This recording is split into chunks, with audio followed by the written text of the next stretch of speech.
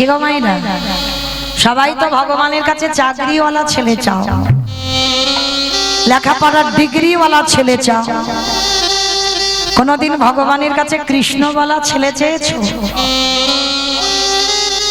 আচল পেতে ভগবানের কাছে আরতি করতে হয়, আমার একটা কৃষ্ণওয়ালা সন্তান দাও, তার 21 গুলো ধন্য হয়ে যাবে। পিছনে যারা নরকে আছে, সামনে যারা আছে, সবাই উদ্ধার হবে। একজন যদি বংশে কৃষ্ণ ভক্ত সন্তান আসে, তবে বাবা কৃষ্ণ ভক্ত বড় দুর্লভ। এই রঘুনাথকে পেয়েছিল বাবা একেবারে কৃষ্ণ চরণের সেবক, রাধা চরণের দাস। ছোটবেলা থেকে তার হৃদয়টা বৈরাগ্য ভাব, কোনদিন রাজপ্রসাদ করতে পছন্দ করত না। ছোটবেলা থেকে বাবা তার একটাই খেলা ছিল, কৃষ্ণ নামের খেলা। 6 বছর বয়স হলো রঘুনাথে, বাবা যেটা মনে মনে ভাবলো ছেলেকে তো একটু পড়াশোনা করাতে হবে। জমিদার পাঠশালায় ভর্তি করলো কার? বলদেব আচার্য। বলদেব আচার্যের পাঠশালায় ভর্তি করেছে রঘুনাথকে। আর যেই না রঘুনাথকে নিয়ে গেল বাবা, ওই বলদেব আচার্য কিছুতে মেনে নিতে পারছে না যে ও তো বড় লোকের ছেলে, ও ভালো হবে না। কি গো মাইরা, বড় লোকেদের ছেলে ভালো হয়? তার একটু খামখেয়ালি হয়, যেটা বলবে তো সেটা। কিন্তু গরিব কাঙালের ছেলে অতটা হবে না, কারণ তারা জানে আমার বাবা মার সামর্থ্য নেই। আর বড় লোকের ছেলেদের একটু জেদ হয়, যেটা বলবে তো তখনই সেটা দিতে হবে। তা এই ভেবে বলদেব আচার্য কিছুতেই রঘুনাথকে আশ্রয় দেবে না, মানে ও বড় লোকের ছেলে, ও কোনোদিন ভালো হতে পারে না। তা গোবর্ধন দাস আর হিরণ্য দাস বলছে, গুরুদেব আমাদের রঘুনাথ খুব ভালো ছেলে, ও খুব ঠান্ডা, ও ছোটবেলা থেকে একটু অন্য রকমের, ও সমস্ত ছেলেদের মতো নয়, একটু তোমার চরণে আশ্রয় দাও। তুমি যদি আশ্রয় না দাও, আমাদের রঘুনাথ শিক্ষায় শিক্ষিত হবে কি করে? ঠিক আছে, আমি রঘুনাথকে আশ্রয় দিলাম, তবে হ্যাঁ একটা কথা বলে দিলাম ভাইয়া, দেখো যদি কোনোদিন অন্যায় টন্যায় করে, আমি কিন্তু ওকে বাড়িতে পাঠিয়ে দেব। তা গোবর্ধন দাস আর হিরণ্য দাস বলছে, আমাদের রঘুনাথ কোনোদিন অন্যায় করতে পারে না, কারণ ওকে তো 6 বছর আমরা দেখলাম, ও কোনোদিনই ভুল করতে পারে না। তুমি ওর সঙ্গে একটু চলে দেখো। আশ্রয় দিল বলদেব আচার্য। রঘুনাথ পড়াশোনা করে, অন্যান্য পড়ুয়াদের সঙ্গে বাবা খেলাধুলা করে বটে, কিন্তু তখনকার দিনে বাবা ওই পড়াশোনার বইয়ে পিছনে পিছনে শাস্ত্র জ্ঞান, ভাগবত পাঠ, গীতা পাঠ এগুলো হতো। এখন সমাজে তো আর হচ্ছে না বাবা, এত এত বই কেজি স্কুলে ছোট ছোট বাচ্চাদের, মানে পিঠে করে বই নিয়ে যাবে বাবা, সে ছোটবেলা থেকে পুজো হয়ে যাচ্ছে, মানে এত এত বই। চরণ ধরে বলে যাই বাবা, লেখাপড়া প্রয়োজন, দরকার, লেখাপড়া করা, কিন্তু তার পিছনেও প্রত্যেকটা মায়ের চরণ ধরে নিবেদন, একটু করে হলেও একটু করে সন্তানদের গীতা পাঠ অভ্যাস করা, ছোটবেলা থেকে করাতে হবে, বড় হলে নয়। তো আজকের রঘুনাথ ওই যে গুরুদেব ভাগবত পড়ে, আর ছোট্ট রঘুনাথ সামনে বসে ভাগবত শুনে, পিছনে আরো বন্ধু বান্ধব গুলো বসে শোনে, কিন্তু তারা গল্প গুজব করে, অনেক কথা বলে, হাসি ঠাট্টা করে, কিন্তু রঘুনাথ সবার সামনে বসে ছোট্ট একটা দুধের বালক ওই ভাগবত শুনে আর নয়ন জলে বুক ভাসে। কে গো, তার বীজও ভালো, তার মাটিও ভালো, তার ফসলটা তো ভালো হতেই হবে। আমার কোন মাটি গো? হাওড়া জেলার মাটি। কোন মাটি? মা।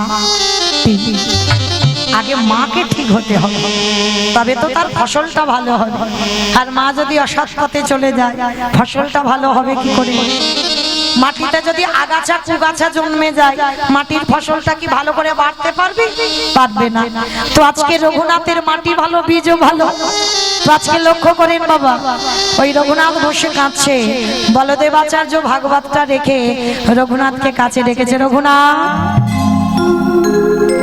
এই রঘুনাথ আয় দেখি এখানে, আয় তো দেখি। আচ্ছা তুই তো এতটুকু ছেলে, আমি ভাগবত পড়ি, এই এত এত কঠিন কঠিন শ্লোক আমি যে বলি, তুই যে কাঁদিস, তুই কি কিছু বুঝতে পারিস? কাঁদিস কেন? রঘুনাথ করজোড় করে গুরুদেবকে ষষ্ঠাঙ্গে দণ্ডবাদ প্রণাম। বাচ্চা ছেলেটার চৈতন্য দেখেন বাবা, আমরা তো বাচ্চাদের প্রণাম করাতেই ভুলে যাচ্ছি, এখন সব সুইস্টেপা প্রণাম না। পুরুষ জাতিদের প্রণাম করতে গেলে বাবা ষষ্ঠাঙ্গে দণ্ডবাদ প্রণাম, তবে আমার মায়েদের নয়, আমার মায়েরা কোনোদিন দণ্ডবাদ প্রণাম নয়, আমার মায়েদের পঞ্চাঙ্গ প্রণাম করতে হয় হাঁটুটা মাটিতে রেখে। আর পুরুষ জাতিদের কর্তব্য ষষ্ঠাঙ্গে দণ্ডবাদ প্রণাম। রঘুনাথ করেছিল ছোটবেলা থেকে, গুরুদেবকে ষষ্ঠাঙ্গে প্রণাম করে প্রশ্ন করেছিল, গুরুদেব আপনি যে বারে বারে বলছেন এই ভাগবত পড়ছি, তুই বুঝতে পারছিস? গুরুদেব আমি কিছু বুঝি না, শুধু আমি একটাই জিনিসের জন্য কাঁদি। রঘুনাথ তুই কিসের জন্য কাঁদিস? গুরুদেব আমার একটাই মনে আশা, আমি কি তারে পাবো না, আমি কি তারে পাবো না, আমি কি তারে পাবো না। কাকে পাবার কথা বলছিস? গুরুদেব আমি কৃষ্ণ চরণ পেতে চাই। ওই ছোট্ট ছেলেটার ভক্তি দেখে গুরুদেব বলছে, বাবা বাবা এতটুকু বয়স থেকে তোর এত চেতনা, পাবি বাবা পাবি। আমি তোকে আশীর্বাদ দিলাম, কোনো না কোনো দিন তোর কৃষ্ণ দর্শন হবেই হবে। তো বেশ কিছুদিন বাবা রয়ে গেল রঘুনাথ আশ্রমে, আর ওদিকে বাবা লক্ষ্য হীরাকে উদ্ধার করে আমার হরিদাস ঠাকুর এসেছিল বলদেব আচার্যের ঘরে। বলদেব আচার্যের কাছে এসেছে, সমস্ত ভক্তরা জেনে গেল হরিদাস ঠাকুর আসছে, সবাই মিলে গিয়ে বাবা পঞ্চাঙ্গ প্রণাম করেছে। আর ছোট্ট রঘুনাথ হরিদাস ঠাকুরকে দেখে একেবারে ছুটে গিয়ে একেবারে শুয়ে পড়ে। যেই না বাবা ধুলাই শুয়ে পড়ে রঘুনাথ প্রণাম, সঙ্গে সঙ্গে রঘুনাথের হাতটা ধরে হরিদাস ঠাকুর তুলেছে, এই দাঁড়া দাঁড়া কই দেখি তো তোর কপালটাই। যেই না কপালে হাতটা দিয়েছে, হরিদাস ঠাকুর বললেন, বাবা বাবা এইখানে বীজ বপন করলে অঙ্কুরিত হবেই হবে। এই তো সেই সরগোস্বামীর মধ্যে একজন, এখানেই বীজ মুথে দিলে অঙ্কুরিত হবেই হবে। আশীর্বাদ দিল, তোর কৃষ্ণ ভক্তি হোক।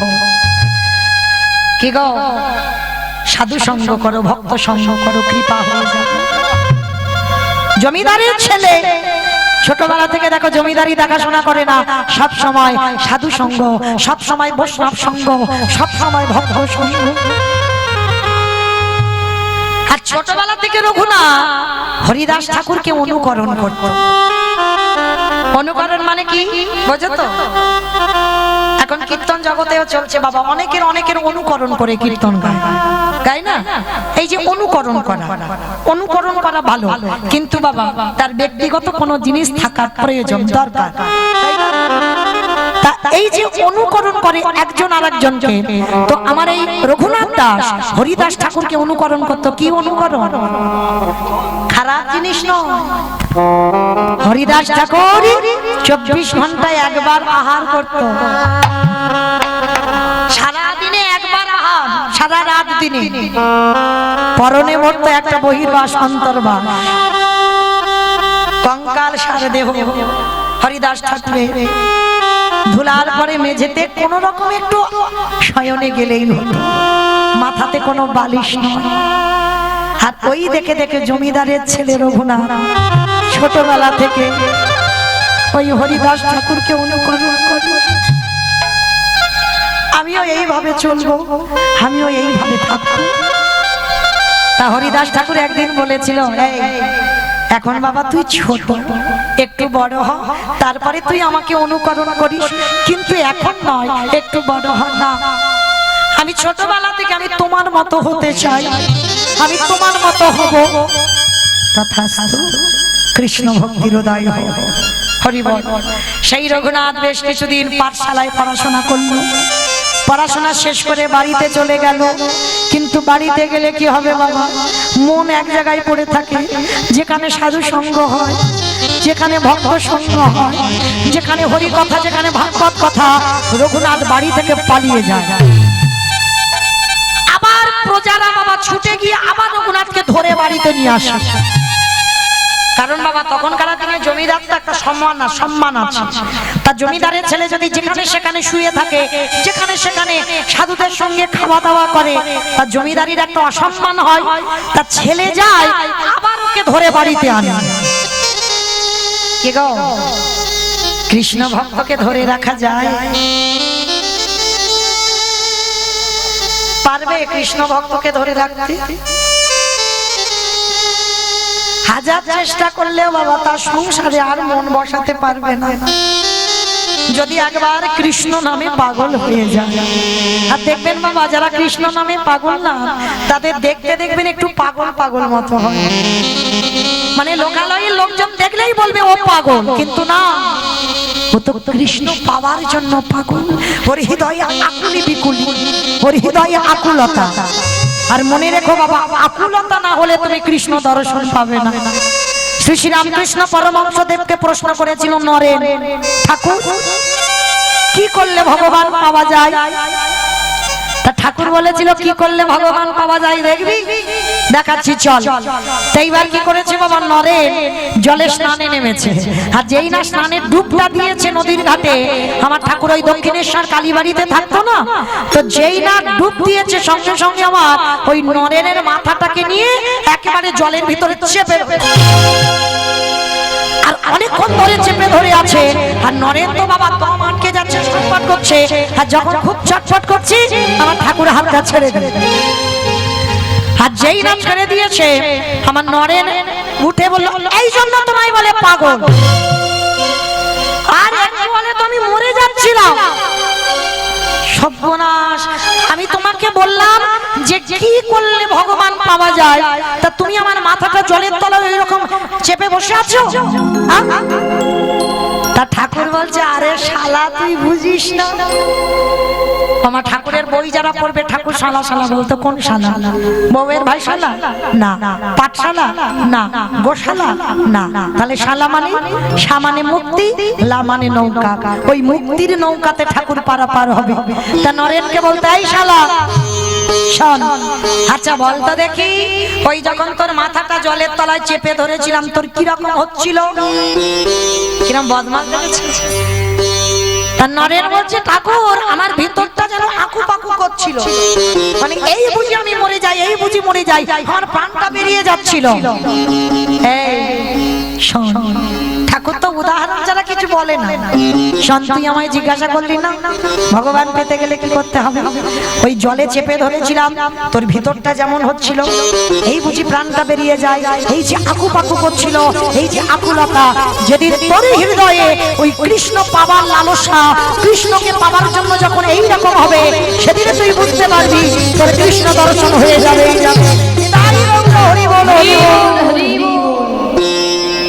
আজকে লক্ষ্য করে দেখেন, ওই যে রঘুনাথের হৃদয়টা তেমন। শেষে বাবা যেটা কি করেছে জানো, ছেলেকে বেঁধে রাখতে পারবে না বলে ঘরের দরজা বন্ধ করে শিকল দিয়ে বেঁধে রেখে দিয়েছে, যাতে কৃষ্ণ ভুলে যায়। কি গো মাইরা, ভোলা যায়? একবার কৃষ্ণকে ভালোবেসে দেখো, জীবনে তুমি ভুলতে পারবে না। বাহ্যিক জগতে কাউকে ভালোবাসলে, আজকের ভালোবেসেছো, কালকে তুমি ভুলে যাবে। কিন্তু আমার কৃষ্ণকে যদি কেউ ভালোবাসে,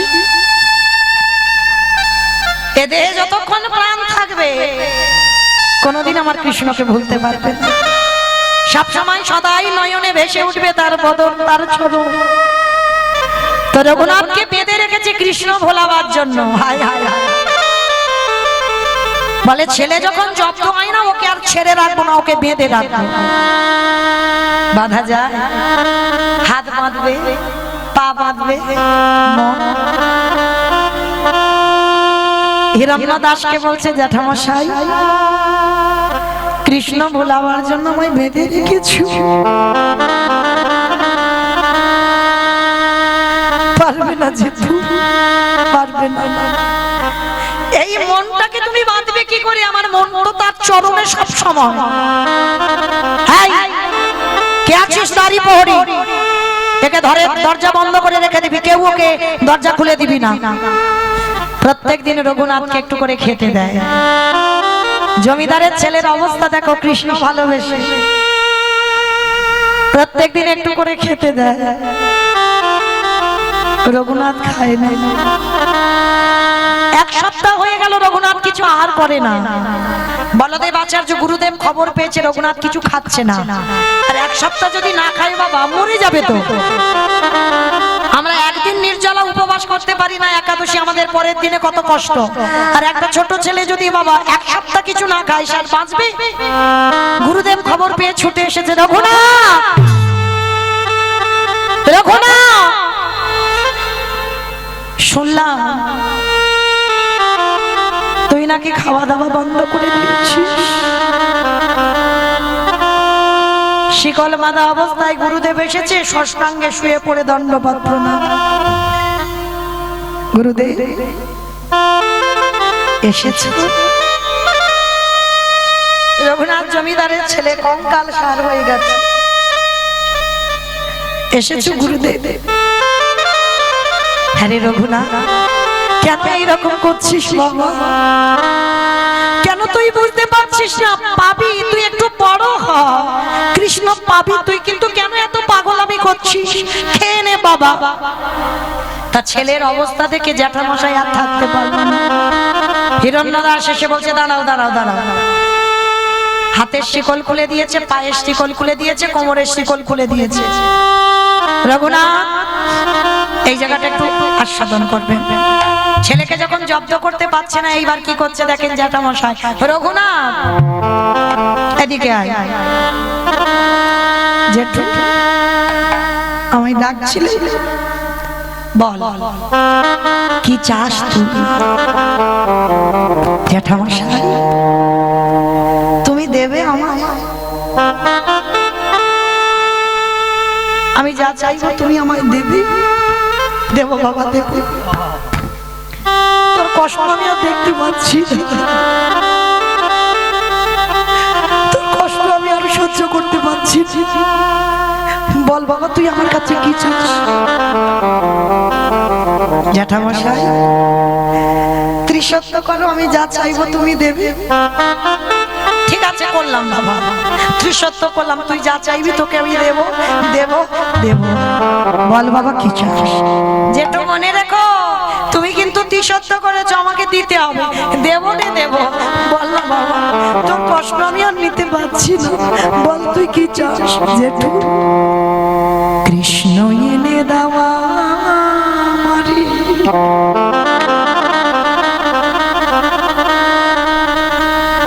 কৃষ্ণ এনে দেওয়া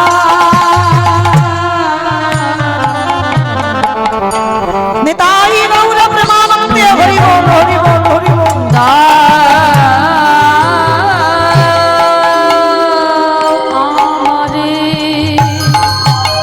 রঘুনাথ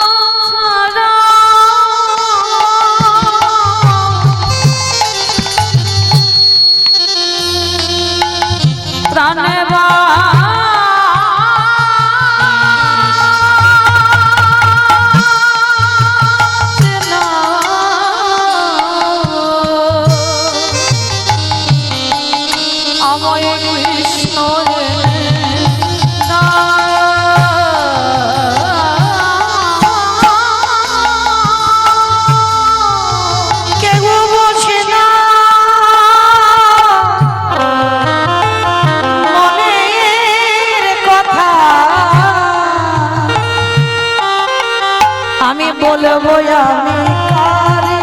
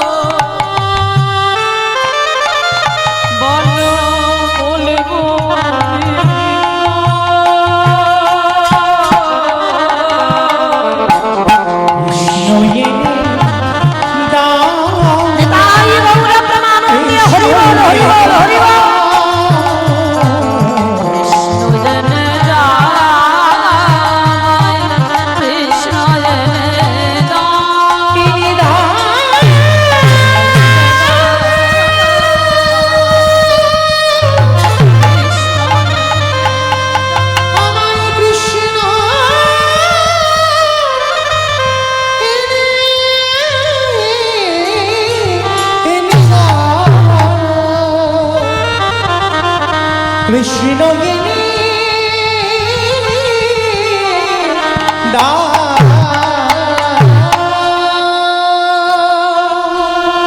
যেই না রঘুনাথকে প্রতিজ্ঞা করলো কথা দিলাম বাবা তোকে কৃষ্ণ এনে দেব বলদেব আচার্য বলল শোন খোকা একটা কথা বলি কৃষ্ণ আরে কলিযুগে নয় সেই কৃষ্ণ গৌর হয়ে নদিয়া এসেছে রাধা কৃষ্ণ একে আত্মা দুই দেহ ধরি অনন্য বিলাসী রস আস্বাদন করি এই দুই ভাবে চৈতন্য গোসাই ভাবে রসে আস্বাদিতে দোহে কোঠা দোহে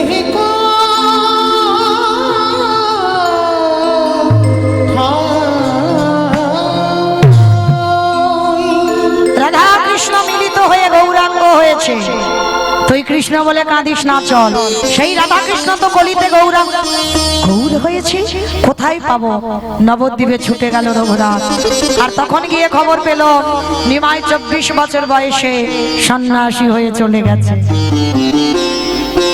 দর্শন হলো না বলে না অভাগা যেদিকে যায় সাগর শুকায় যায় পেল না গৌর দর্শন হলো না কিছুদিন পর খবর পেল মহাপ্রভু সন্ন্যাসের পর একটা দিন এসেছিল অদ্বৈত আচার্যের ঘরে আর এর বাবা যেটা তো জমিদার আগে ওদের বাড়িতে খবরটা যায় আর যেই না হিরণ্য দাস আর গোবর্ধন দাস খবর পেয়েছে রঘুনাথকে বলছে ও রঘুনাথ তো সেই রাধা কৃষ্ণ একাত্মা গৌর হয়ে এসেছে শান্তিপুরে চল এসেছি আমার গৌর হরি এসেছে চলো বাবা চলো জ্যাঠা আমি যাবো তো জমিদারের ছেলে চলে গেল বাবা অদ্বৈত আচার্যের ঘরে আর গিয়ে বাবা সবাই মহাপ্রভুকে প্রণাম করছে আর ওই ছোট্ট রঘুনাথ ছুটে গিয়ে বাবা মাটিতে শুয়ে পড়ে দণ্ডবত প্রণাম আর যেই না প্রণাম করা মহাপ্রভু বলছে আরে দাঁড়া দাঁড়া দাঁড়া নয়নের দিকে তাকিয়ে বললো এই তো পেয়েছি এই মাটিতে বীজ বপন করব মাথায় হাত দিয়ে বলছে কৃষ্ণ ভক্তি হোক নিতাই চাঁদকে বলছে দাদা আমি যে পাত্রে প্রসাদ পাই ওই পাত্র থেকে একটু আমার উচ্ছিষ্ট প্রসাদ রঘুনাথকে দাও হয়ে গেল কৃপা ওই প্রসাদ খাওয়ার জন্য ভক্তরা লালায়িত হয়ে আছে প্রথম দর্শনে কৃপা হয়ে গেল আর যেই না কৃপা হয়ে গেল আশ্রয় পেল মহাপ্রভুর চরণে রঘুনাথ বেশ কিছুদিন আনন্দে সবাই মিলে ওই নর্তন কীর্তনে বিভোর সবাই মিলে রঘুনাথ সেই কীর্তনে যোগ দেয় মহাপ্রভু মাঝখানে রয়েছে সমস্ত ভক্তরা রসে তনু ঢর ঢর গৌর কিশোর রসে তনু ঢর ঢর গৌর কিশোর রসে তনু ঢর গৌর কিশোর রসে তনু ঢর ঢর প্রাণে গৌরী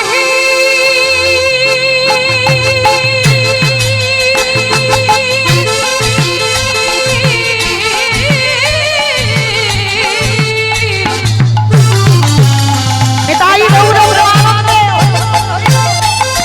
আমার প্রাণের গৌরী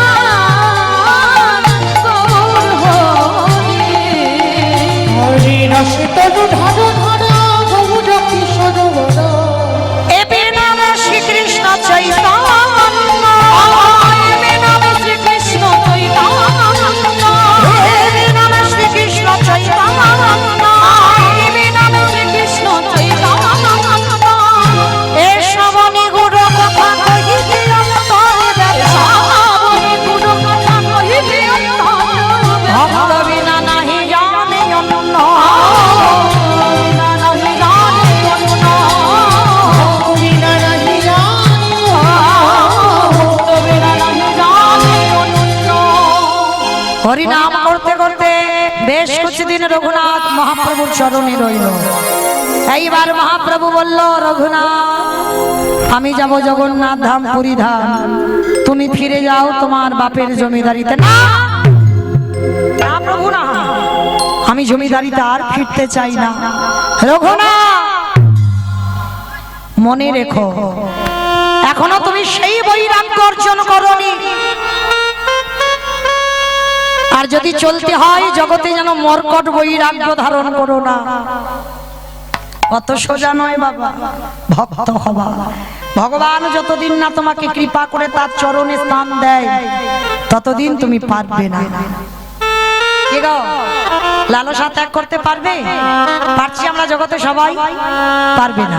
আমরা এত কীর্তন শুনি, এত ভাগবত শুনি, হ্যাঁ বলে কচ্ছপ টচ্ছপ খাওয়া যায় না, ওটা পাপ। কেন? বলে ভগবান ওটা অবতার হয়েছে, ওই জন্য কচ্ছপ খেতে নেই। এখন মাছটা তো কেটে ধরে খাচ্ছ, তাহলে ওটা কি ভগবান অবতার নয়? অবতার। তাহলে আমরা জানি সব, জেনে না জানার ভান করি, তাই না? তো আজকে এই যারা আমরা সাত্বিক ভক্ত, যারা ভগবানের নিয়ে আরাধনা করি, এই ভগবানের আরাধনা করতে গেলে বাবা মহাপ্রভু শিক্ষা দিয়েছে, তুমি মর্কট বৈরাগ্য হইও না। মর্কট মানে বানর। হনুমান হচ্ছে ত্যাগী, বানর হচ্ছে ভোগী। ওই জন্য মহাপ্রভু রঘুনাথকে বলেছিল মর্কট বৈরাগ্য হবে না কোনোদিন। আর চলে যাও বাবার কাছে, বাবার জমিদারি দেখাশোনা করো, পড়াশোনা করেছো, শিক্ষিত হয়েছো, বাবার ইন্দ্রের মতো সম্পত্তি, ওইগুলো দেখভাল করো। কৃপা যেদিন হবে তোমাকে আসতে হবে না, আমি তোমাকে আমার কাছে নিয়ে চলে আসবো। প্রভু তাহলে তুমি আমাকে নিয়ে যাবে না? না, এখন সে সময় তোমার হয়নি। রঘুনাথকে ফিরিয়ে দিল বাড়িতে। বারে বারে বাবা কৃষ্ণ ভজনে বাধা হচ্ছে। মনে রেখো বাবা, কৃষ্ণ ভক্ত যারা হয়েছে তাদের পদে পদে বাধা হবে। বাধা উপেক্ষা করিও, যদি তার চরণ আগলে বসে থাকতে পারো তবেই তুমি কৃপা পাবে। তাই গৌর হরি বল। এইবার রঘুনাথ বাড়িতে গেল। বাবা মা চিন্তা ভাবনা করলো ছেলেকে বেঁধে রাখতে পারে একজন। কে? বলে ওর কাঁধে জল চাপাতে হবে। আমাইরা কথা আমাদের নয়, আগেকার দিনে ঠাকুমারা দাদুরা বলতো, বলে বেটা বড্ড উৎপাত করছে, কাঁধে একটা জল চাপিয়ে দাও তো। এই জল চাপানোটা কি গো? বিয়ে দিতে হবে। এই বিয়ে দিলে না ওর কৃষ্ণ নামের ভূতটা মাথা থেকে নেমে যাবে। তাহলে ঘটক ডাকো, ঘটক ডেকে দেখাশোনা করো, রঘুনাথকে বিয়ে দিতে হবে। ধরিব এইবার দেখাশোনা করলো বাবা, ছেলেকে বেঁধে রাখবে, কৃষ্ণ ভোলাবার জন্য বিয়ে দেবে। হ্যাঁ, তো দেখাশোনা করে একটা মেয়ে পছন্দ করেছে, নাম হলো তার রত্নাবতী। তার নাম রত্নাবতী বাবা, দেখতেও বাবা যেন রত্নের মতো। স্বর্গের অপ্সরারাও ভয় পেয়ে যাবে, এত রূপবতী। কেন এইরকম মেয়ে দিল? জমিদারের ছেলে এত কৃষ্ণ কৃষ্ণ বলে কাঁদে, ওই বউ দেখলে যদি একটু ভুলে যায়। কিন্তু অত সোজা নয়। আমার ভগবানের রূপে যে একবার নয়ন দেয়, আর কোন রূপ তার পছন্দ লাগে না, তাই না? ভালোবাসো একজনকেই ভালোবাসো, হাজার দেব দেবীকে ভালোবাসলে হবে না। ওই দেখবেন অনেকে আমার জগন্নাথকে ভালোবাসে, বলে ছোট জগন্নাথ, মানে ছোট তো কি হয়েছে, ওটাই আমার ভালো। এটাই হয় ভালোবাসা। তো আজকে রঘুনাথ কৃষ্ণকে ভালোবাসে, আর কি অন্যদিকে চোখ যায়? যাবে না। কিন্তু বাবা মা বুঝতে পারলো না, ছেলেকে ভোলাবার জন্য বিয়ে দিয়েছে। কি গো মাইরা, একটু বিয়ে বাড়িতে যেতে হবে, হবে তো? আর বেশিক্ষণ নয়, আর মাত্র 10 মিনিট পরে আপনাদের ঘুমানোর বিছানা করে দেব। 10 মিনিট, একটু ধৈর্য ধরে বসেন। কেমন? বরে লো বর আমার বিয়ে বাড়ি হয়ে বিয়ে বাড়ি হচ্ছে বলে মনে হচ্ছে।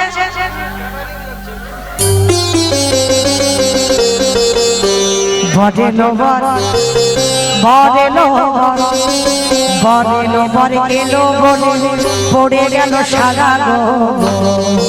বলুন ধরি, বরে লো বরে লো বলে পড়ে গেল সারা। বরে লো বরে লো বলে পড়ে গেল সারা গো।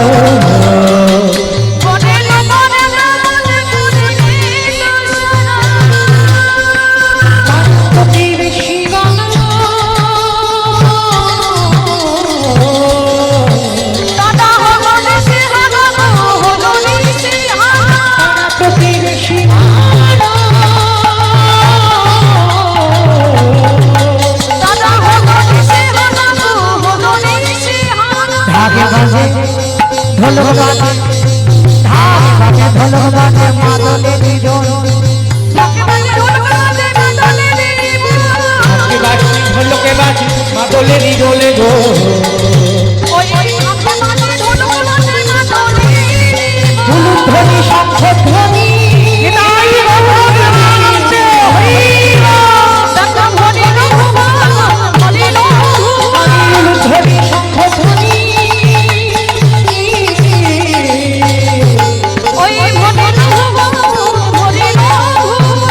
আনন্দ আর ভাবে না, রঘুনাথের বিবাহেতে আনন্দ আর ভাবে না।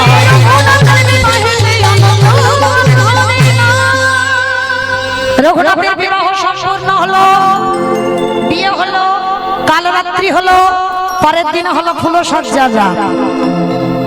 এইবার একটা মজা দেখো, অমাইরা মেয়েরা বাপের বাড়ি থেকে শ্বশুর বাড়ি যায়, তারা কান্নাকাটি করে। কোনদিন ছেলেদের কাঁদতে দেখেছো? অনেক অনেক বাবা বউদের কান্না দেখে ছেলেরাও কাঁদে, দেখেছি।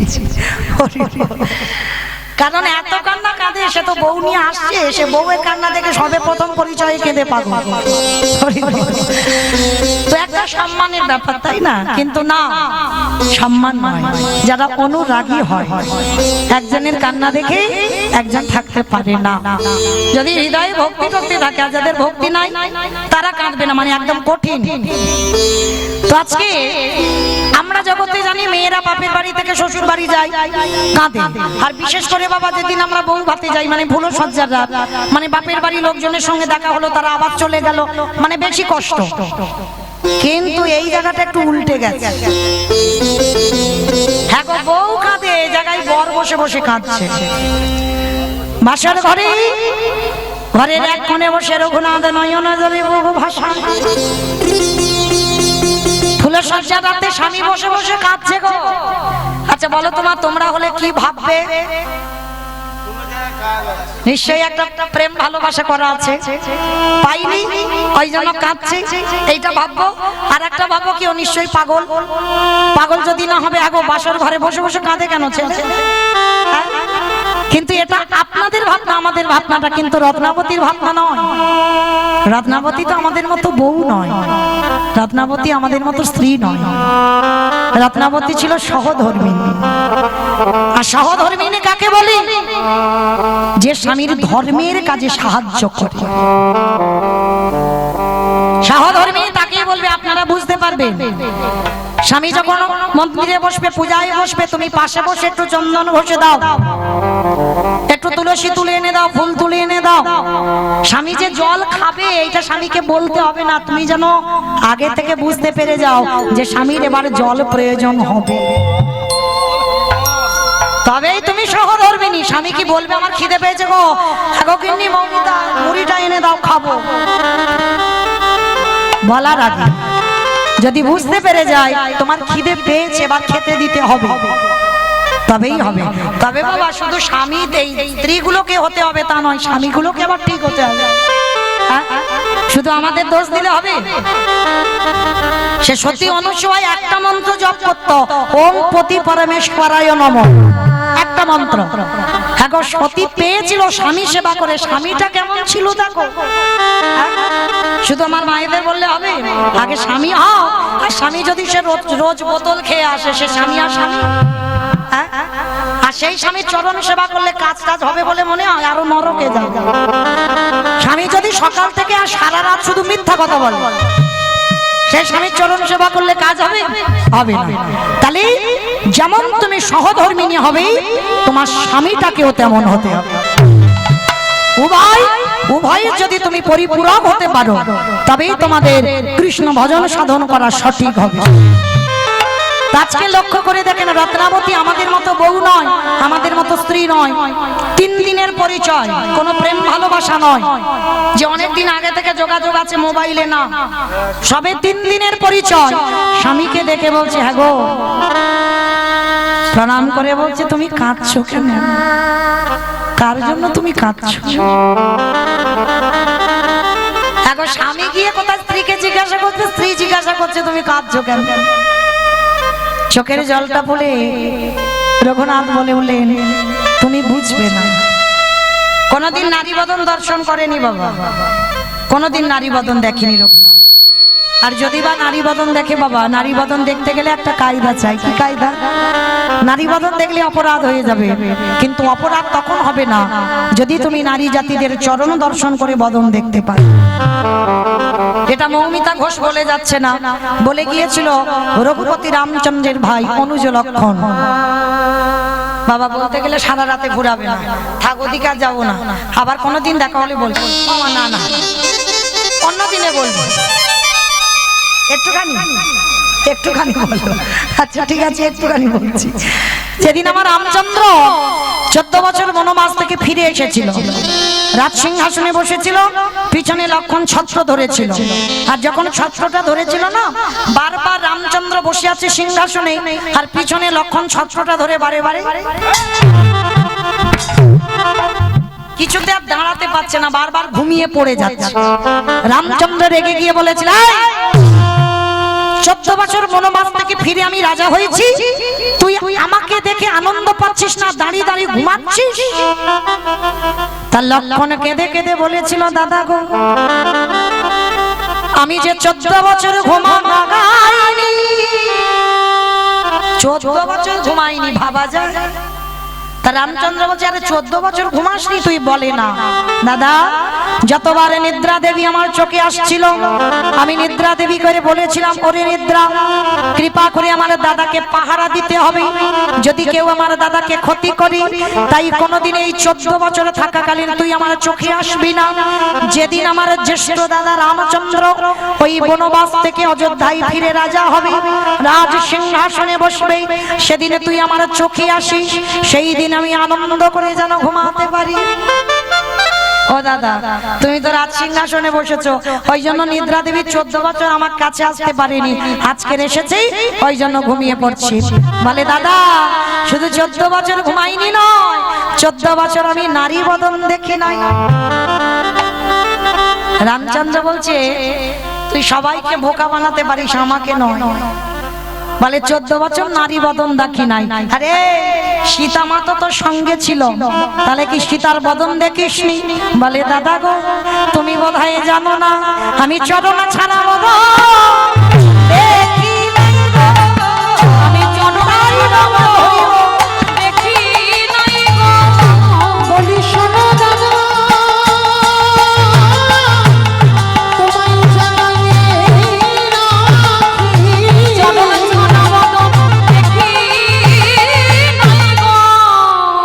ওই জন্য বলছে বাবা, নারী জাতিদের বদন দেখবার আগে একবার তার চরণের দিকে তাকাতে হবে। আর চরণ দেখে তুমি 1000বার যদি মুখ দেখো, তাতে অপরাধ হবে না। এটা মৌমিতা বললো না, লক্ষণ বলে গেল। বলে দাদা, 14 বছর আমি কিছু খাই নাই। 14 বছর নাকি লক্ষণ খাইনি। কেন? ব্রহ্মচর্য পালন করে বায়ু সেবা করেছিল। তা রামচন্দ্র বিশ্বাস করছে না। লক্ষণ বলছে, দাদা আমি জানতাম তুমি বিশ্বাস করবে না, যার জন্য আমি যোগ বলে আমি সাধনা করে ওই 14 বছরের ফল গুছিয়ে রেখেছি। প্রজাদের দ্বারা বাবা গোনা হলো, হিসাব করা হচ্ছে, দেখা যাচ্ছে বাবা 7টা ফল কম হয়ে যাচ্ছে। 7 দিন খেয়েছিস? বলে দাদা গো, আমি তো 7 দিন ফল আনতেই যাই নাই। 7 দিন ফল আনতে যাসনি? বলে না। বলে দাদা 7 দিন, আচ্ছা এই যে 7 দিন ফল আনতে যাসনি, আচ্ছা আমি তো তোকে রোজ বলতাম লক্ষণ ফল এনেছিস? বলে হ্যাঁ দাদা তুমি বলতে। কি বলতে বলো তো? লক্ষণ ফল এনেছিস, এই নে ফল ধর। কই কোনদিন তো বলনি যে লক্ষণ তুই ফল খা। ভাই দেখেছো? আরে জগতে ভাই ভাই পেটাপেটি করার ভাই, পাঁচিল তুলে দেওয়ার ভাই, লাঠালাঠি করবার ভাই, মামলা মকদ্দমা চলবে সেই রকম ভাই। আর এ দাদা বলেছে লক্ষণ ফল ধর, তো ধরে আছে। খেতে বলেনি 14 বছর কিছু খাই। যোগ বলে বায়ু সেবা করে লক্ষণ কাটিয়ে দিল জীবনটা। হ্যাঁ তাহলে মা চলে না, শেষ করতে পারবো না, অনেক রাত হচ্ছে। কেমন? তাহলে মনে রেখো তো, আজকে যার জন্য লীলাতে বলছে বাবা রঘুনাথ কোনদিন নারী বদন দেখে নাই, আজকে সবে রত্নাবতীর বদনের দিকে তাকিয়েছে। আর তাকে বলছে রত্নাবতী পারবে না। আচ্ছা আগে বলো তো, আমার বাবা তোমার সঙ্গে বিয়ে দিয়েছে কেন? বলে আমি জানি, তোমাকে বেঁধে রাখবার জন্য। আচ্ছা রত্নাবতী, তুমি পারবে আমার বেঁধে রাখতে? কেন আমি বেঁধে রাখতে যাবই বা কেন?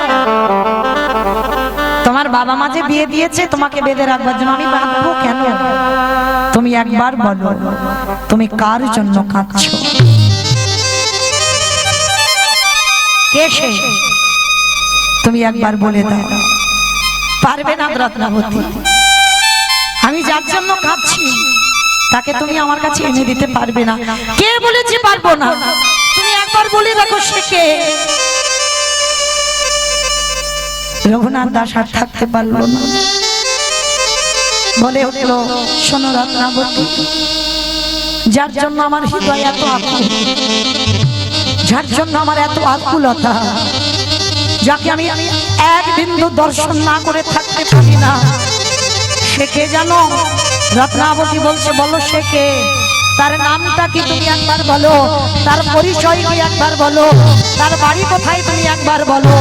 রত্নাবতী, তুমি তারে চেনো, তুমি তারে জানো, তুমি তারে হয়তো দেখোনি, কিন্তু নামটা বললে চিনতে পারবে, যার নাম হলো কৃষ্ণ। রত্নাবতী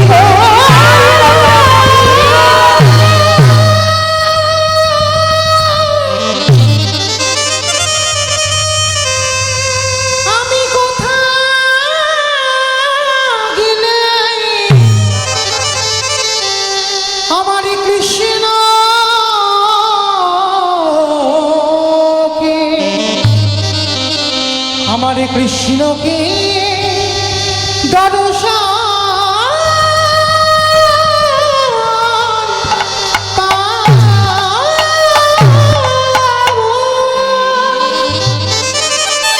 সহধর্মিনী শেষ বেলার মতো মাথায় ঘোমটা দিয়ে স্বামীর চরণে প্রণাম করে বলছে, স্বামী এসো, এই রাতের অন্ধকারে আমি তোমাকে পিছনের দরজা দিয়ে বের করে দেব বাড়ি থেকে, চলে যাবে তুমি কৃষ্ণ চরণ। রত্নাবতী ভেবে বলছো তো? মনে রেখো, এ জীবনে কোনোদিন তুমি আর আমায় পাবে না। জেনেও তুমি বিদায় দিচ্ছ। হ্যাঁ, কারণ আমি চাই না আমার জন্য তোমার ভজন নষ্ট হয়ে যায়। আমি চাই না আমার জন্য তোমার সাধনা নষ্ট হয়ে যায়। এই জীবনে আমি যে বড় অপরাধী, আমি যে বড় পাপী, আমি চাই না তুমি আমার সঙ্গে থেকে তোমার কৃষ্ণকে ভুলে যাও। তুমি থাকবে কি করে? রঘুনাথ সহধর্মিনীকে বলছে, থাকবে কি করে? কেন? এই 3টে দিনের পরিচয়ের স্মৃতিটুকু নিয়ে, তোমার এই কদিনের দর্শনের স্মৃতিটুকু নিয়ে আমি সারা জীবনটা কাটিয়ে দেব। কিন্তু আমি চাই না যে নিজেই কৃষ্ণ চরণ পাবে না, আমি চাই না যে আর একজনের কৃষ্ণ ভজন নষ্ট হয়ে যায়। এসো সামনে, এসো। আর একটা কথা বলো না সামনে, যদি কোনোদিন তোমার কৃষ্ণ দর্শন হয়ে যায়, আমি জানি তুমি পাবে, যদি হয়ে যায় আমার নামটা একবার তার চরণে জানিয়ে, আর কিছু চাই না তোমার কাছে। আর অন্তিম সময় পারের ঘাটে গিয়ে যেন তোমার দর্শন একবার পাই।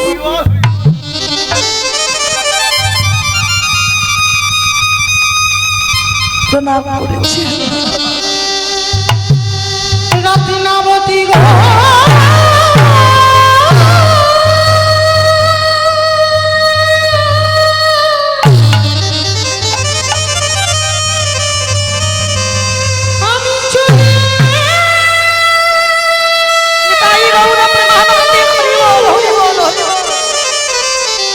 আমি চলে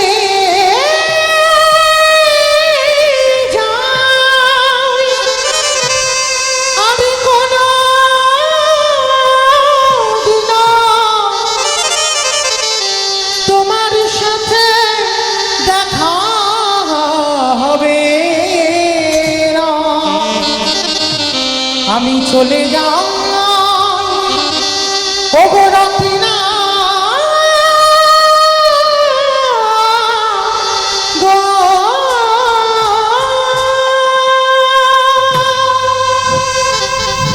আশি রত্নাবতী আমার জীবন আমায় বিদায় দাও। নদী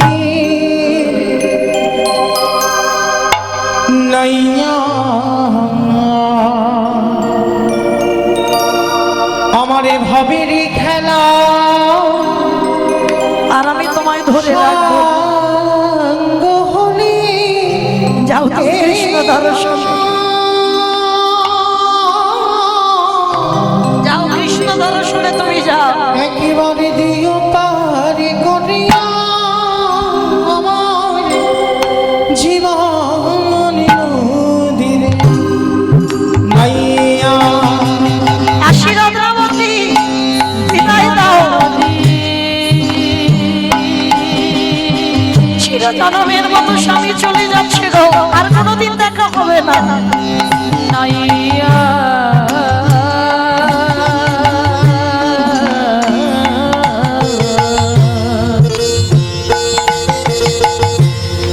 আমার ভাবের খেলা সঙ্গ হলে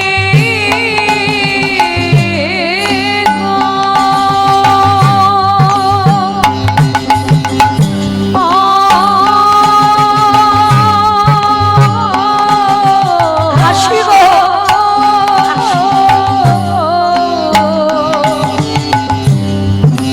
দিও পর করিয়া আমার জীবন নদীর নাইয়া দয়া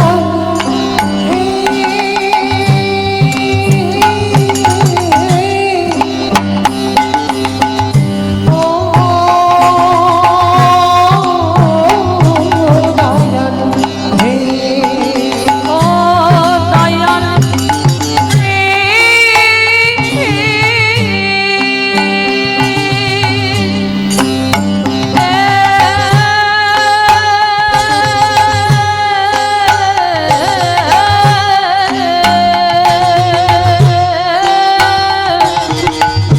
ওরে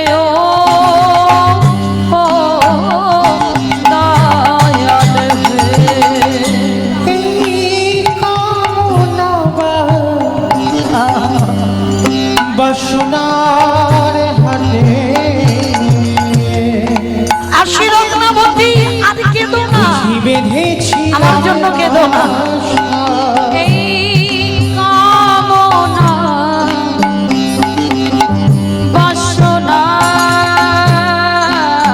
বাসনার হাতে বুঝি বেঁধেছিলাম বাসা সবই অচলে হবে আমার যাওয়ারে কানে গো একেবারে দেখি নাই ভাবি না আমার জীবন নদীরে নাইয়া জীবনে হরি বল, হরি বল, হরি বল, হরি বল, হরি বল। নাইয়া দয়া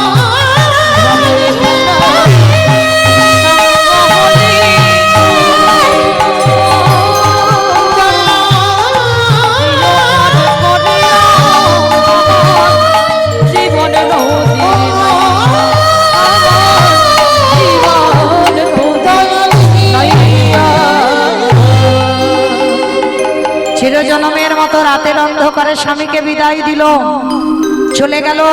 রত্নাবতীকে চিরজনমের মতো ওই আদি সপ্তম গ্রামে ফেলে রেখে রঘুনাথ ছুটে করে চলল জগন্নাথ ধাম, পুরী ধাম। পরের দিন সকালবেলা বাবা জানাজানি হয়ে গেল, রঘুনাথ পুরী ধামে চলে গেছে। বাবা যেটা খবর পাঠালো ধরে আনতে গেল, কিন্তু আনা গেল না। শেষে বাবা যেটা কি করেছে, অন্ন বস্ত্র টাকা পয়সা রঘুনাথের জন্য পুরী ধামে পাঠায়। আর রঘুনাথ সেগুলো কি করে জানো, ভক্ত সেবা বৈষ্ণব সেবায় দান করে। কিন্তু বাবা মহাপ্রভুর এগুলো পছন্দ নয়। তা সবাই রঘুনাথের কাছে আসে, কিন্তু মহাপ্রভু কোনোদিন সাক্ষাৎ করেনি। একদিন স্বরূপ দামোদরকে প্রশ্ন করেছিল রঘুনাথ, প্রভু একবার গিয়ে জিজ্ঞাসা করো তো যে আমার গৌর হরি আমার কাছে একবারও কেন আসে না, কেন আমার মুখ দেখতে চায় না।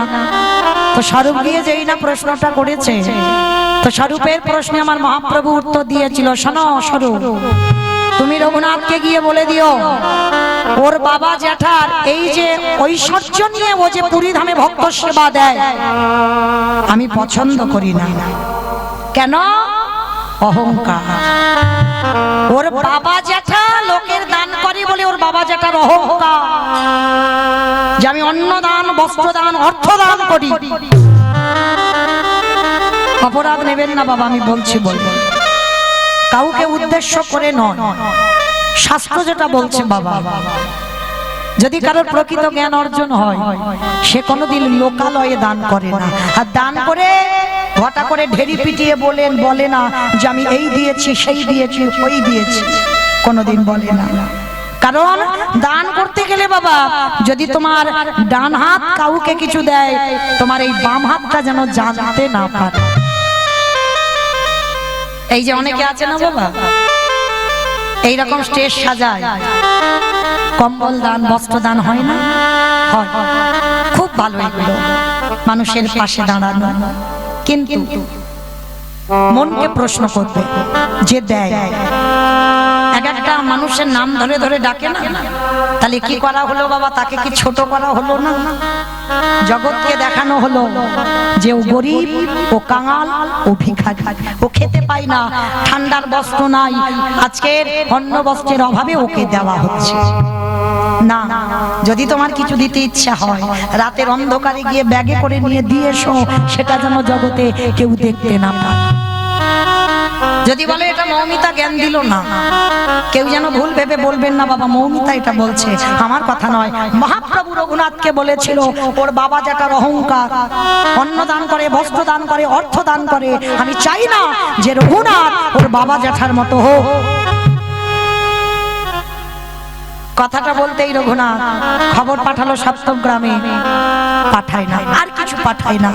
রঘুনাথ এইবার বসে থাকে আনন্দবাজার। বাবা আনন্দবাজার দেখেছে তো? পুরী ধামে যারা গেছে, কারা কারা দেখেছো আনন্দবাজার? হাত তোলো তো দেখি। এই কজন পুরী ধামে আনন্দবাজার দেখেছো? মানে যেখানে জগন্নাথের প্রসাদ বিক্রি হয় ওই মন্দিরের ভিতরে, দেখো নি? ওটাকে বলছে তো আনন্দবাজার। হ্যাঁ বাহ, এইবার গেছো। ওটার নাম হচ্ছে আনন্দবাজার। রঘুনাথ ওই আনন্দবাজারে বসে থাকে। আর আনন্দবাজারে যেগুলো বিক্রি হয় না, রঘুনাথ কাঙাল ভেবে রঘুনাথকে একটু করে দেয়, তবু আমার মহাপ্রভুর পছন্দ নয়।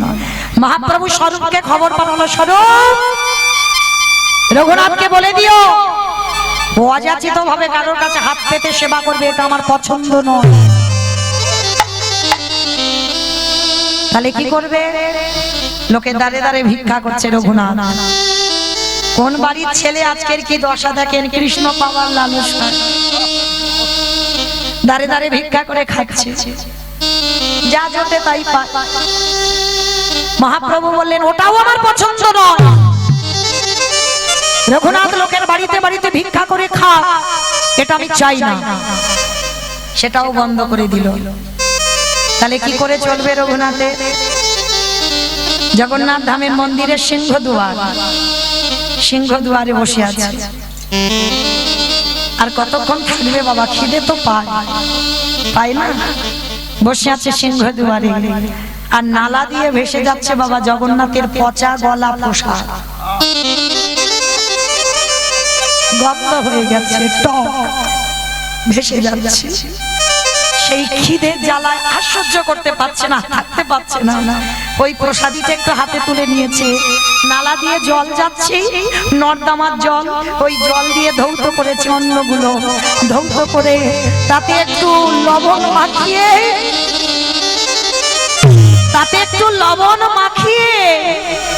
ওই লবণ দিয়ে পচা গলা অন্নগুলো প্রসাদ।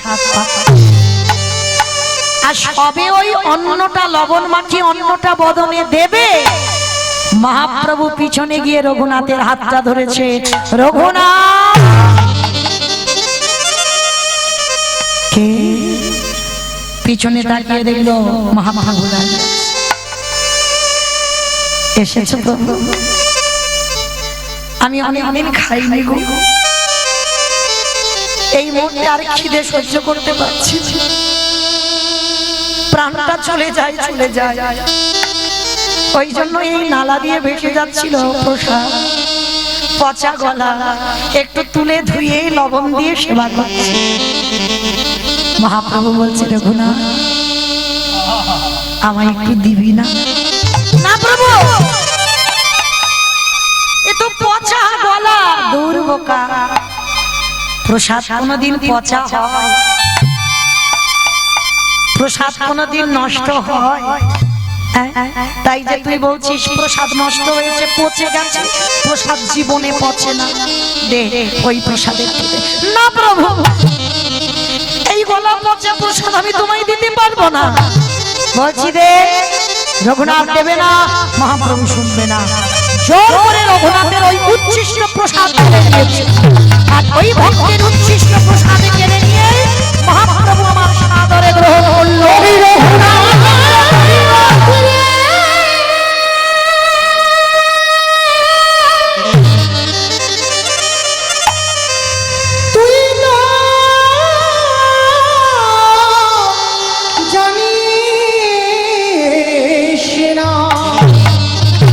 আমি যে ভক্ত বড়,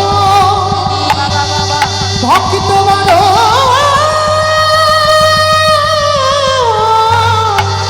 ভালোবাসি। যেই না রঘুনাথের ওই বদনের উচ্ছিষ্ট ভগবান সেবা করে, একেবারে ভক্তের বদনে দেয়, ভক্ত ভগবানের বদনে দেয়। দেখো কেমন ভক্ত আর কেমন ভগবান। এই জগৎ সংসার মাঝে অনেক ভক্ত দর্শন করলাম, রঘুনাথ তোর মতো বই রাখো আমি কোনোদিনই আর কারো দেখি না।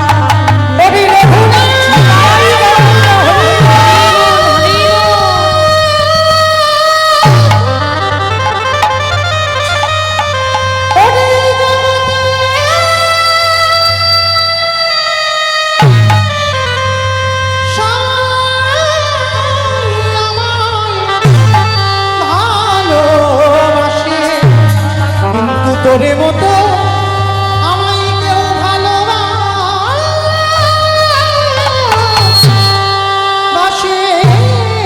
না। মহাপ্রভু সেবা করল, সেবা করে বলল গৌরহরি রঘুনাথ আমি তোকে একটু ঘষে মেজে দেখলাম, আমি দেখলাম তুই আমার কত বড় ভক্ত। পেয়েছিস রঘুনাথ, সত্যি তোর বৈরাগ্য এসেছে। প্রভু আমি বৃন্দাবন যেতে চাই, যা আমি তোকে বৃন্দাবনে পাঠিয়ে দিলাম। রঘুনাথ ছুটে চলল বৃন্দাবনে রাধা কুণ্ডের দিকে। সমস্ত ভক্ত চরণে আমার একটা নিবেদন, আমার কমিটি দাদা ভাইদের হয়ে আমি বলছি, যদি কেউ এই বৃন্দাবনে যেতে চান আমার কমিটি দাদা ভাইদের সঙ্গে একটু যোগাযোগ করবেন। আজকের এই যে লীলাটা অবশ্যই করে যারা শুনলেন, রাধা কুণ্ডের তীরে যারা স্নান করেননি, অবশ্যই করে বছরে অন্তত আমার কমিটি দাদা ভাইরা নিশ্চয়ই বৃন্দাবন যাত্রা করবেন। যার জন্য আমার উপরে আদেশ দেওয়া হলো যে দিদি ভাই আপনি একটু বলে দেন, যদি কেউ বৃন্দাবন দর্শন করতে চান আমার কমিটি দাদা ভাইদের সঙ্গে একটু যোগাযোগ করবেন। প্রেম সে বলো নিতাই। রঘুনাথ গেল রাধা কুণ্ডের তীরে, আর রাধা কুণ্ডের তীরে গিয়ে সাধন ভজনে মগ্ন হলো। এত কঠিন সাধনা, রাধারানী থাকতে পারলো না। আমার প্রেমময়ী রাধারানী রঘুনাথ এই গরম জ্যৈষ্ঠ মাসের এত প্রখর রোদ, ধুলার পরে শয়ন করে হা রাধে দেখা দাও, হা রাধে দেখা দাও, এত কাঁদছে, এইবার প্রাণটা চলে যাবে যাবে ভাব। রাধারানী আর থাকতে পারলো না, নিজের আঁচলটা নিয়ে আমার রঘুনাথে আচ্ছাদন করে আছে যাতে রঘুনাথের কষ্ট না। রঘুনাথ উঠে দেখলো রাধারানী আমার আঁচল দিয়ে ঢাকা দিয়ে আছে। কে মা তুমি? আমি তোর রাধারানী মা। আমি তো তোমার একার দেখতে চাই না, আমি যুগলে দেখতে চাই। আমি নয়ন ভরে যেন তোমার যুগল মাধুর্য দেখতে চাই।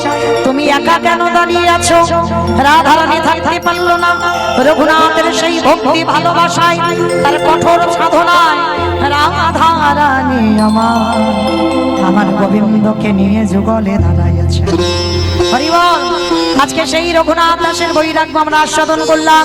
ওই রাধা কুণ্ডের তীরে সাক্ষাৎ রঘুনাথ ত্রিনয়নে আজ রাধা গোবিন্দের যুগল দর্শন করলো। মায়েরা, আমরাও যারা লীলা শ্রবণ করলাম, আমরাও বুঝলাম ভগবানকে পেতে গেলে একটা জিনিস আস্বাদন করতে হবে, একটা জিনিস চাই, যেটা হলো হৃদয়ে প্রেম ভক্তি। আর ওই ভক্তিটা যদি অর্জন করো, তাহলে কোনো না কোনো দিন তোমার ভগবান দর্শন হয়ে যাবে। স্বামীর বামে শ্যামের বামে শ্যামের বামে দাদা গিল নবীন কিশোরী গো। বলো ধনী ভাই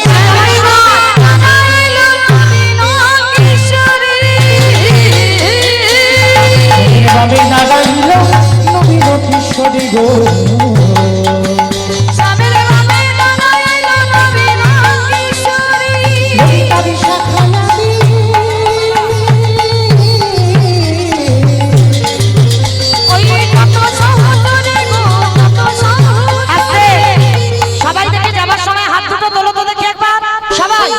পদ্মের পাতা হে পাতায় দিচ্ছে কদতালি। পদ্মের পাতা হে পাতায় সবাই পদ্মের পাতায় পাতায় দিচ্ছে কদতালি গো। পদ্মের পাতা হে পাতায় দিচ্ছে কদতালি। কেন রাশি নাগিরা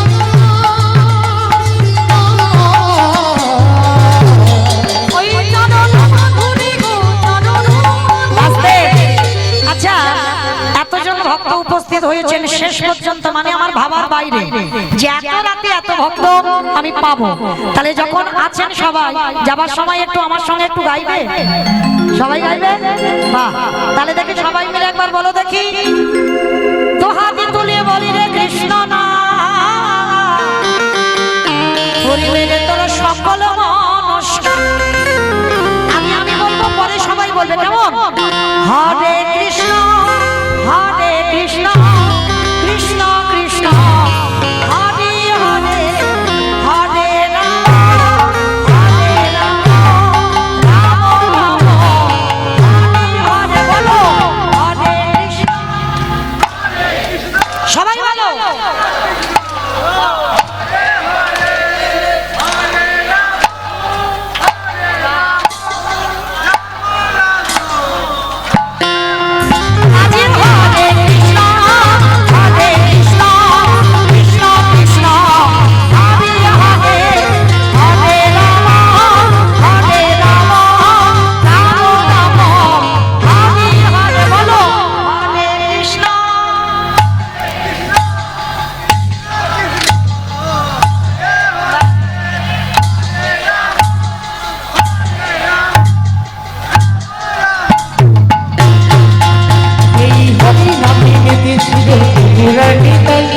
ভক্তগণের সঙ্গে নিয়ে হবে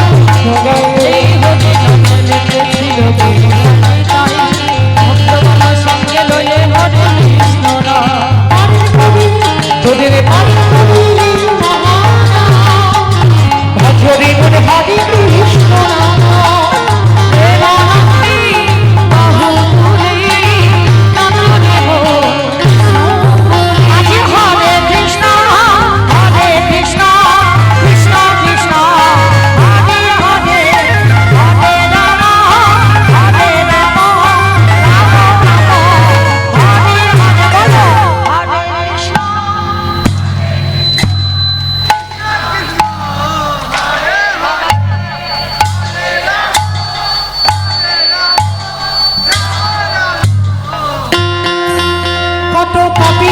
তোরে গেল এই বাহানা মধুরী নাম ছড়িয়ে দেব সকল গ্রামে।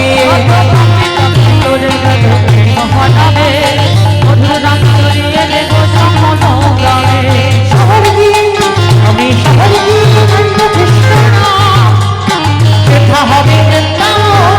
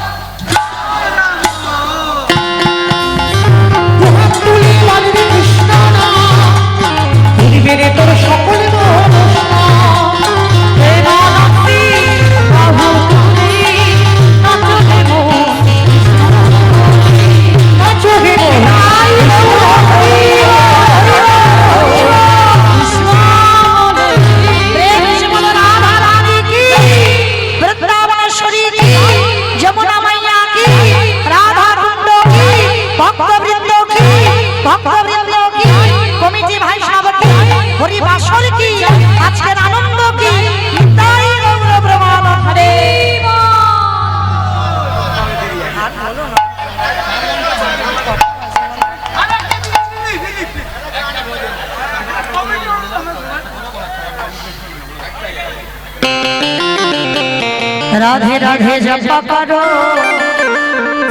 কৃষ্ণ নামে রসে প্রিয়া করো রাধে রাধে জপ করো কৃষ্ণ নামে রস বলো রাধে রাধে জপ করো কৃষ্ণ নামে রসে প্রিয়া করো রাধে জপ করো কৃষ্ণ নামে রস প্রিয়া করো রাধে রাধে জপ করো কৃষ্ণ নামে সবাই নাচো রাধে রাধে জপ করো भोली भाली सीधे साधी ओहे सबसे भारी प्यारी भोली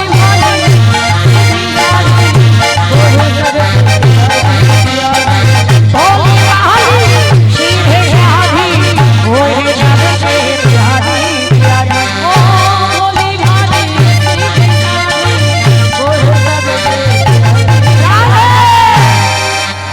कृपा दृष्टि पर छाया करो राधे राधे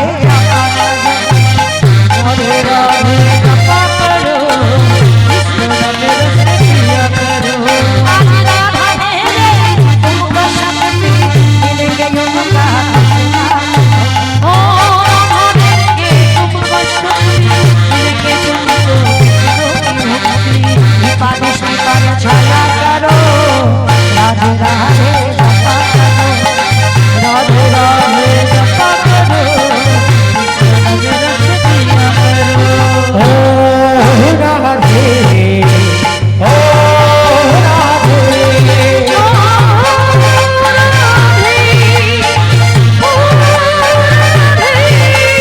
রাধে তোমায় বারে বারে করি গো মানা রাধে তোমায় বারে বারে করি গো মানা চরণে কি জল ধরিতে একলা তো না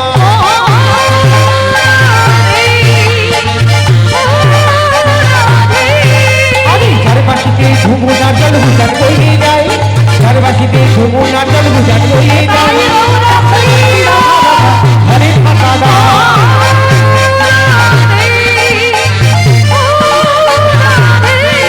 আরে কৃষ্ণ ভালোবেসে তোমার হলো জীবনে না কৃষ্ণ ভালোবেসে তোমার হলো জীবনে না ভালোবাসার জন্য পেলে হলো কি না